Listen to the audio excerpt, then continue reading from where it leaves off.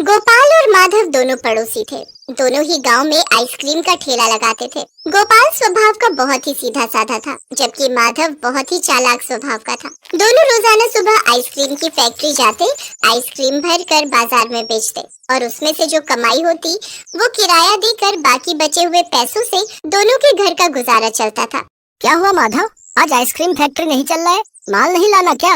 नहीं भाई, अभी तो बहुत माल बचा हुआ है।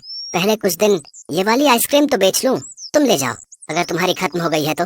अच्छा ठीक है भाई, मेरा तो माल खत्म हो गया है, मैं भरवा कर लाता हूँ, ठीक है। गोपाल आइसक्रीम लेने चला जाता है, तभी माधव की पत्नी आ जाती है। अजय, तुम तो बिल्कुल ही बेकार हो, एक आइसक्रीम भी नहीं बेच पाते हो। उस गोपाल को देखो, रोजाना ठेली भरकर आइसक्रीम बेच आता है। सब गलती तुम्हारी है। तुम एक ही जगह खड़े होकर आइसक्रीम बेचते हो और गोपाल है बाजार में घूमता ही रहता है, तब भी उसकी आइसक्रीम ज्यादा बिकती है। कह तो ठीक रही है सरोज, पर अब मैं क्या कर सकता हूँ। गोपाल के तो सारे ग्राहक बंधे हुए हैं। अगर मैं अब आइसक्रीम बेचने गया तो कोई मुझसे भला क्यों खरीदेगा। अरे मैं तुम्हें तरकीब बताती हूँ। तुम एक काम करो, तुम गोपाल के उठने से पहले ही निकल जाया करो और जाकर जल्दी जल्दी सारी आइसक्रीम बेच दिया करो। ये ठीक रहेगा, कल से मैं ऐसा ही करूँगा। अगले दिन माधव गोपाल के उठने से पहले ही आइसक्रीम बेचने चला गया, पर वो हैरान रह गया कि किसी ने भी उससे आइसक्रीम नहीं खरीदी। तभी थोड़ी देर बाद गोपाल आइसक्रीम बेचने आया तो उसकी ट्रॉली पर ग्राहकों की भीड़ लग गई। गोपाल भैया, मुझे संतरे वाली देना। गोपाल भैया, आप मुझे दूध वाली। अरे गोपाल, जरा आम वाली 2 आइसक्रीम दे दो। अभी देता हूँ भैया जी। गोपाल के आसपास भीड़ देखकर माधव ईर्ष्या से भर जाता है और घर वापस लौट आता है। अच्छा तो ये बात है, अब इस गोपाल के बच्चे का कुछ और ही सोचना पड़ेगा। मेरे पास एक और तरकीब है, कान इधर लाओ। माधव की पत्नी उसके कान में कुछ कहती है। अगले दिन जब गोपाल आइसक्रीम बेचने निकला तो माधव भी उसके साथ जाने लगा। अरे गोपाल भैया, आइसक्रीम फैक्ट्री की ओर जा रहे हो क्या? चलो दोनों साथ चलते हैं, मुझे भी अपनी ट्राली में आइसक्रीम भरवानी है। अच्छा चलो साथ ही चलते हैं। आज सोच रहा हूँ ज्यादा माल भर लूं। आज माल कुछ उधार में उठा लूंगा, बिक्री नहीं होगी तो मालिक को वापस कर दूंगा। इसी बहाने अच्छी कमाई हो जाएगी। कमाई तो तब होगी ना तेरी, जब तेरी आइसक्रीम बचेगी। गोपाल और माधव दोनों आइसक्रीम भरवा कर अपनी अपनी ट्रॉली बाजार लेकर निकलते हैं। तभी माधव गोपाल से कहता है, गोपाल भैया चलो ना, आज इस नदी के रास्ते से चलते हैं, बाजार जल्दी पहुंच जाएंगे। हाँ क्यों नहीं, ठीक है, आज इस रास्ते से चलते हैं। वैसे तो हम दोनों साथ में बहुत कम निकलते हैं, इसी बहाने बातचीत हो जाएगी। माधव गोपाल के साथ नदी किनारे से बाजार की ओर जा रहा था। गोपाल माधव के साथ बातों में लगा हुआ था। तभी माधव गोपाल को जोर का धक्का दे देता है। गोपाल जमीन पर गिर जाता है और उसके हाथ से आइसक्रीम की ट्रॉली फिसलती हुई नदी में चली जाती है। माधव, ये तुमने क्या किया? तुमने मुझे धक्का क्यों दिया? बड़ा आया था आइसक्रीम बेचने वाला, अब बेच कर दिखा। आज तेरी सारी आइसक्रीम नदी में गिराकर मुझे बहुत सुकून मिला है। अब तो तेरे पास इतने पैसे भी नहीं है कि तू नई आइसक्रीम खरीद सके, और साथ ही साथ तेरी आइसक्रीम की ट्राली भी नदी में चली गई। अब मालिक को पैसे कैसे देगा? मैं तो चला आइसक्रीम बेचने, अब तू यहाँ रोता रहे। माधव अकड़ता हुआ आइसक्रीम बेचने चला जाता है। गोपाल फूट फूट कर रोने लगता है। अब मैं क्या करूँगा? मेरे साथ बहुत बड़ा धोखा हो गया। हे भगवान, मेरी तो सारी पूंजी इस आइसक्रीम में लगी हुई थी, अब मैं क्या करूँगा? मेरा अपना साथी ही गलत निकला। माधव ने मेरे साथ धोखा किया। मैंने ऐसा कभी नहीं सोचा था कि वो मेरे साथ ऐसा करेगा।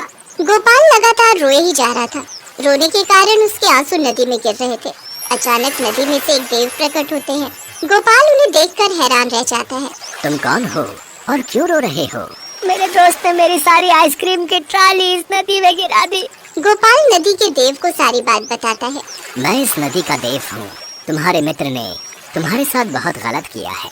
तुम चिंता मत करो, मैं तुम्हारी मदद करूँगा। मैं तुम्हें जादुई आइसक्रीम की ट्रॉली देता हूँ, जो हमेशा जादुई आइसक्रीम से भरी रहेगी। तुम आराम से अपना जीवन यापन कर सकते हो। आपका बहुत बहुत शुक्रिया नदी के देव, आपने मेरी बहुत बड़ी परेशानी दूर कर दी। नदी के देव से जादुई आइसक्रीम की ट्रॉली लेकर गोपाल खुशी खुशी बाजार पहुंचता है। उसे आइसक्रीम बेचता देख माधव हैरान रह जाता है। गोपाल माधव की तरफ देखता तक नहीं है, क्योंकि उसे पता था कि माधव ने उसके साथ कितनी बड़ी मक्कारी की थी। अरे मैं तो इसकी आइसक्रीम की ट्राली नदी में फेंक कर आया था, फिर ये आइसक्रीम कैसे बेच रहा है? और सारे ग्राहक फिर से इसकी आइसक्रीम खरीदने चले गए। मुझे इससे पूछना चाहिए। माधव मीठी मीठी बातें करके गोपाल से सारी सच्चाई उगलवा लेता है। अच्छा तो ये बात है, अब ये जादुई आइसक्रीम बेचेगा, अब तो ये बहुत अमीर हो जाएगा। मैं भी तो अमीर बन सकता हूँ। मैं भी कल उस नदी के पास जाऊंगा और अपनी ट्राली जानबूझकर नदी में गिरा दूंगा। हाँ, ये ठीक रहेगा। अगले दिन माधव नदी के पास जाता है और जानबूझकर अपनी आइसक्रीम से भरी ट्रॉली नदी में फेंक देता है और घड़ियाली आंसू बहाने लगता है। उसका रोना सुनकर नदी के देव प्रकट होते हैं। नदी के देव अपनी अदृश्य शक्तियों से पहचान जाते हैं कि ये वही माधव है जिसने गोपाल की आइसक्रीम की ट्रॉली नदी में जानबूझकर फेंकी थी। क्या हुआ, तुम क्यों रो रहे हो? अब मेरे दोस्त गोपाल ने मेरी आइसक्रीम की ट्रॉली नदी में फेंक दी और यहाँ से भाग गया। अब आप मुझे जल्दी से जादुई आइसक्रीम की ट्रॉली दे दो ताकि मैं जादुई आइसक्रीम बेचकर अमीर हो जाऊं। तुम्हें पता है झूठ बोलना पाप है और तुम मेरे सामने सरासर झूठ बोल रहे हो। मुझे पता है तुम वही माधव हो जिसने गोपाल की आइसक्रीम की ट्रॉली नदी में फेंक दी थी। चुपचाप यहाँ से चले जाओ वरना मैं तुम्हें जलाकर भस्म कर दूंगा। जाओ जाओ यहाँ से वरना, और हाँ, अगर तुमने गोपाल को कोई भी नुकसान पहुंचाने की कोशिश की तो मैं यहीं से अपनी अदृश्य शक्तियों से तुम्हें भस्म कर दूंगा। खबरदार रहना। नदी के देव का क्रोध देखकर माधव डर जाता है और वहाँ से दुम दबाकर भाग जाता है। सही कहते हैं, जैसी करनी वैसी भरनी। बुरे काम का बुरा नतीजा होता है।